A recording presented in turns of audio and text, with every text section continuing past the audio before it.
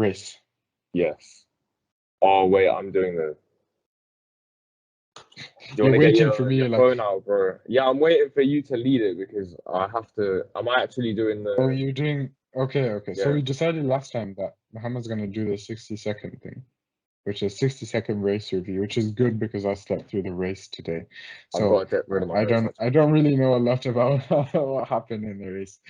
So let's start. Okay. Well, when you're ready, say go and I'll. Wait, no, you give me a countdown, then I'll try to Okay. start. 3, 2, 1, go.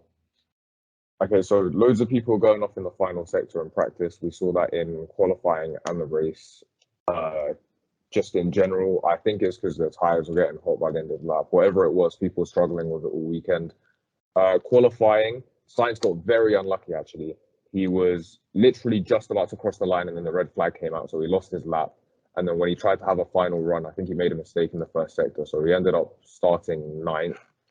Albon got disqualified because he couldn't provide a fuel sample, kind of like how Vettel couldn't in Hungary last year. Stroll got penalty for an incident with Latifi. We'll discuss who's at fault for that later. And then who got pole? Leclerc got pole. Verstappen was a bit off. I think he was complaining about the balance of the car or something. And then in the race, Leclerc takes off, safety car restarts and all of that stuff. He still manages to get ahead. Lewis and George got lucky with the safety car. Quite a few people did that. Albon got points after pitting on the last lap. And okay, what? How much is that? You went over a bit. It's a minute and you still haven't discussed like half of the stuff that happened in the race. Bro, shut up, man. You didn't even watch it. So you cut me off at a minute there. Is that what you're saying? Yes, I cut you off a minute. Bro. Okay, I probably would have gone over by like a little You spend bit. a bit too much time on like practice. See, I'm the master, bro. You should learn from me. And you should have watched the You race. can't even deny that we'll because I'm see actually very next good. time, yeah. We'll see you next time. I'm very good at this, so you went 20 you can't seconds even over last deny time. it. To be Yeah, fair, because you didn't. the worst You part. didn't. The worst part. Yeah, no, I'm kind of annoyed because I watched it back and you were like about to stop on exactly a minute, and then you just carried on because I didn't say anything. So you probably would have stopped in a minute. We'll see next time. I won't stop you, and we'll see what happens. No, next week we'll see what happens before the next race. I'll time myself then. I'll get my phone out. I'll time myself. Okay, so starting with qualifying, what did we have? So Latifi and Stroll crashed. Stroll was trying to let Latifi pass. No, Latifi got out of the way for Stroll because he was trying to let someone pass, and then decided, no, you know what, I'm going to go back past again because turns out Stroll was on a slow lap. He tries to dive through on him. Stroll turns in because, as we discussed last week, he doesn't look in his mirrors, and then they crash into each other. Anyone you think who's at fault for that? Because someone did get a penalty. I know Stroll got a penalty for it. Okay, all right. Yeah, so Stroll got obviously because King Latifi is never at fault. And I've seen a few people have commented on our last few videos, and they understood King Latifi. So yes, no, they didn't. It's just okay. Yeah, I made a mistake in last week or in the last one. It was actually Latifi trying to make the move on Stroll, not Albon. My point still stands. I still thought it was Stroll's fault anyway, but I just used the wrong name at that point. Anyway, this time, honestly, I'd actually put the blame on Latifi. Like, as much as Stroll isn't looking in his mirrors, and it was kind of dumb for him, I think the penalty's a bit harsh. Like, I feel like Latifi shouldn't be like, you let him pass, and then you dive past him straight after. It's just stupid. Like, be a bit patient. If you just let him pass, he's in race mode. The rest of the... Because he's in a Williams, so the only time he's racing is when a car is going slow on a slow. That's the only time he's actually racing with someone. I just want to get like the have a look at it. No, honestly, I feel like yeah. I think personally for me, it's Latifi is more to blame, but I'd go with like a racing incident at the end of the day. Like, it was a misunderstanding from both of them, and it wasn't great. But to give Stroll a penalty for that, as much as he should be more aware in his car, that's like, you wouldn't expect him to slow down and then just dive back at you again. Like, I feel like it's more. I think even what's his name was saying, like Stroll was saying, you know, like the stewards are doing some funny things this week. We I will can't actually speak get onto today. that, yeah, because there were actually quite a few decisions that I thought were kind of weird, and a lot of them were actually to do with Stroll. So we'll have a look at that. Is it? After that, I'm bro, just did you having a see? look at like at the incident. So he lets him past, and then Latifi's like, but to be fair, he goes very slowly. Like, I actually think it's Stroll at fault there because he goes very Wow, slowly, no. and Latifi comes back. He's not even dive bombing. He's just going past him, and then Stroll just comes like, wee. Where are you Yeah, no, going, but bro? he's Go like, straight, man. he was trying to get out of the way for What someone did he else. get? There was an Alfa Romeo behind. He was trying to get out of the way for him as well. He got 3 Did he places, I think. get? Was it a three? Yeah, I think Grid that's too harsh. penalty. Like, I wouldn't give him a 3-place grid penalty. Like maybe one. 3 is too much, I think. But then he's in an Aston Martin, so it doesn't make any difference. He's starting True. last Yeah, we'll anyways. get onto. Well, speaking of, we're going to the other end of the grid. Alonso has now joined the list of drivers who has almost had a legendary qualifying lap, and everyone's going to go on about it for the next 2 years about how it was almost the greatest qualifying lap of all time. He went purple. He was probably, I think he was like 2 or 3 tenths up on the pole time at the time, because it would have been for a provisional pole, and then he binned it in the corner I was actually on about in the 60-second summary. Like, do you think he could have actually got pole? Because they would have had to do a second set of runs. It would have been interesting to see like how far off he would have been. I think he Probably was like, not, but he was like 3 tenths up into the final sector, like 3 tenths is up. it Yes. interesting? I don't know what their final sector was like Alpine, because he might have lost a bit of time there. Yeah. But like if he's that, he might have held on to pole. That would have been cool to see, like Alonso starting P1 pole position and back. You know, like Arnold Right. Oh, saying we like can fight. We back, can back. fight. That's what he says. He says we can fight, and Yeah. then he just doesn't go anywhere. I But I feel think like that's I don't also think he like would have got it. I feel like he would have ended up like maybe even second or third, but maybe probably third to be honest. But pole, I yeah, feel like a bit out of like if reach. someone's gonna overtake him, it's gonna be like Max and Charles probably. Yeah, most Realistically likely. speaking, the other guys are a bit kind of far behind. But yeah, interesting. Another You good want to thing. talk about the Sebastian incident? I mean, I was gonna sure if you want to.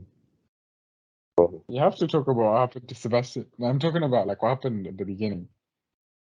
Yeah, okay. Well, we'll mention it's another awkward stewarding decision. Do you want to go through the chain of events? No, it's okay.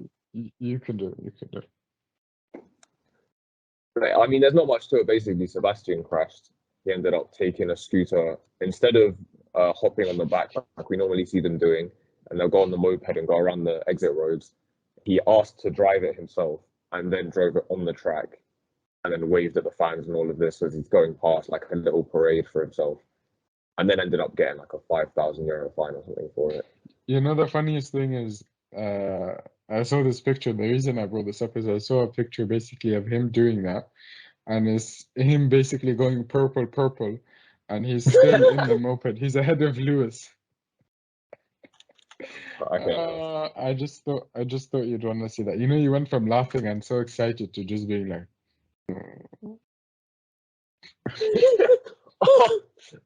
I've just looked up on Twitter. Yeah, I've just found someone doing it in like a game version, but he's in a tuk-tuk and he's doing a lap online. This is a sick video.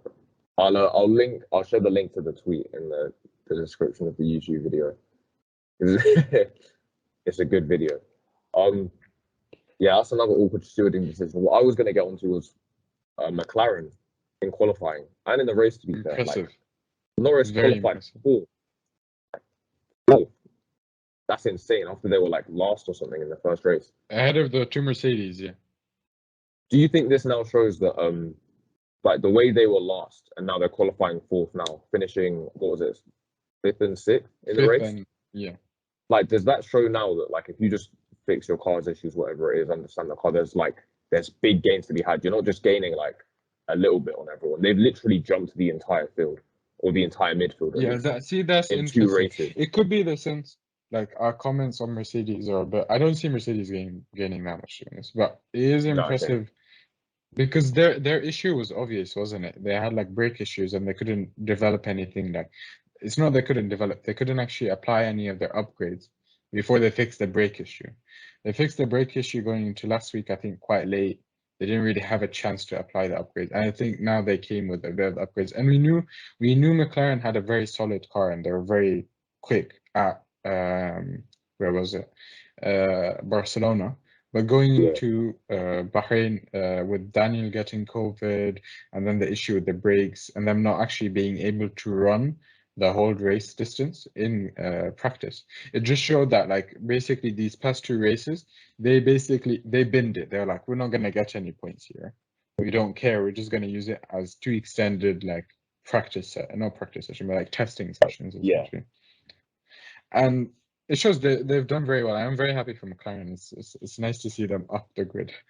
Not at the very end. It's just that was very depressing. But yeah, it's impressive that like the turnover rate, like I think what people don't realize is the first like year, so this season and probably next season, the turnover rate for parts is actually going to be very high. Because people are going to be like the development rate is just like every week you're going to be seeing like someone coming with new parts, which is not the case last year. Like, so I heard this, I think it was in Ted's notebook. You might have mentioned the McLaren. It might have been Andreas Seidel who said this. Someone said it, where he mentioned because of the budget cap, rather than just throwing your resources at anything and everything, you develop something that will give you like a big advantage rather than a bunch of small upgrades, and then put like the resources in that, so you know you're allocating your money into the right place. Because before, obviously, someone like Ferrari could just throw their money at any problem and then just wait to find the right solution. But now you've got to like fully know that this is the right answer to your problems, and then go forward and put it in. But you're right with the development curve. Actually, I have like an analogy for it, because like if you imagine the development curve thing that we're talking about is like, if you imagine Yusuf running a marathon, right? He might do it in however many hours. And then if he does another one, he'll be like maybe a whole 10 minutes faster or something, like a big gap. And then he'll start training and he'll do more and more and more. And then he keeps going until, you know, maybe he runs 5 marathons and he's only like 30 seconds faster each time. If I ask Mo Farah to do the same thing, exactly, yeah. If I ask Mo Farah to do the same thing, because he's already at the peak of his body or fitness or whatever it is, he's only going to gain, like, he's going to hit almost the same time every time. So we're at the bottom right now, and they're developing their cars so they get to the pinnacle. They're not at they're at the very beginning now, and they're going to make big gains until it slowly eases off. So that's why we're seeing McLaren jumping from, you know, the bottom to the top very quickly. And I feel like do you reckon another team could manage to do it? Like Aston Martin's at the bottom right now. Do you reckon in like a few races time or whatever, they might just discover something and end up like 5th? I'm not sure, because with McLaren we knew or at least the team knew, like, we had this issue, and once we fix this issue, we have a very good car that can go on and do very well. Mercedes still have the same belief that once we fix their issue is the bouncing. Once they fix like the bouncing, we've got like a lot of time to gain. So that's also like the teams know that. Aston Martin is the sense where I don't think even they know their true pace. Is this their true pace, or do they have a lot in their car? So it'll be interesting to see. But their car is a kind of something down the alley of Ferrari. So it could Ferrari be also like they're affected by their Mercedes engines. True, yeah, that's true. And Ferrari as well, they're still bouncing as well. Like going into the corners and stuff, they'll still bounce. So maybe there's still potential for them in there. Like they might end up finding a lot more pace in their car. With the bouncing, it's the sense of, or the case really of, a balance between trying to get as much kind of grip as possible while trying downforce as possible, while not trying to kind of get, like, it's a trade-off essentially, trying not to get the bouncing. And it can be the case where you can probably accept, I think we're not gonna get rid of the bouncing fully, but it would be the case where, okay, it's acceptable to have a bit of bouncing, say at this part of the track, where it's facing a bit higher downforce, because we're actually, the time we're losing is smaller than, it's kind of be a similar thing where you get with like low versus high downforce setups, where you know, like in this sector we're losing a bit of time, but if we run a higher downforce we gain more time in like the sector 2 compared to like sector 1 and 3, for instance. So it'd be a sense, I think that would be like another trade-off where you have to say, how much downforce are you gonna run in that sense? Like, how much bouncing can you accept?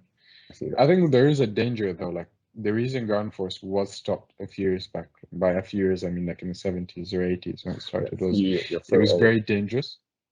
It's very dangerous. And like, can we see this again? Can we see like very big crashes because of ground effect? Perhaps. Yeah. It's Because the very thing is, dangerous like, even for the drivers. Like you see it when they're driving, they're just like you can't actually see. Like they can't see very well over their car because of the bouncing. and even then, So like, that could be aside from that, like, not just like the porpoising as well, and I don't know how they deal with that stuff, like breaking into corners, blind apexes, and all of this. Bigger tires as well, so they see even less. And then plus on top of the big tires, they have the little like arch things on top of them as well, like the wheel caps. The thing is with ground effect is if you imagine like the skirts on the 80s cars, if those break, the air isn't trapped under the car anymore. And if the air isn't trapped under the car anymore, you lose all your downforce like that. So like you're saying with the problem with developing or having all of your aero based on just a bit under the car, a little bit, you go over the curb a bit too much or whatever it is, maybe you somehow damage your floor, that's a lot of your downforce gone. And now you go into the next corner with half as much downforce as you did before. Or maybe even and then you're gonna crash because you're gonna send it a lot quicker. Exactly, yeah, because you have no idea.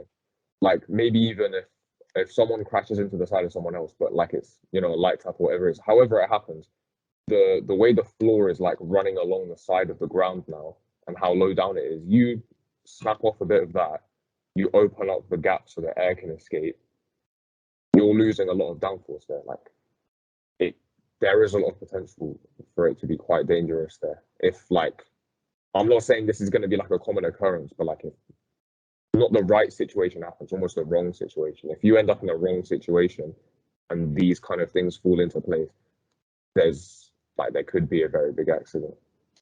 Yeah, I think that's the reason it was scrapped. There was a very, very big accident, and I don't remember exactly what happened, but I remember someone got very injured, or I don't want to say. But yeah, death. the problem with F1's the cornering speeds Safety, they were reaching. Yeah, the cornering speeds they were reaching with ground effect was just too much for them to handle. Like they didn't have enough safety to be able to deal with how fast they were going. So the idea was that now we do have enough safety for it, but like how much is enough safety? That's the real question. Like, how do you know? Yeah, I think it's maybe not as much safety as it is like having the equipment to actually cope with the speeds in terms of the brakes, in terms of the tires, in terms of like the car being able to cope with like braking from 300 kilometers an hour, say, like in like say like 60 meters or 100 meters. That might not have been the case where they could have like we know they could have gone very quickly. The issue was, can you stop? So now we have obviously like the brake technology has advanced a lot in that time, and like tires as well and stuff. So it can be the sense where it is safer now, but I think there is potential for a very, very big crash. Yeah.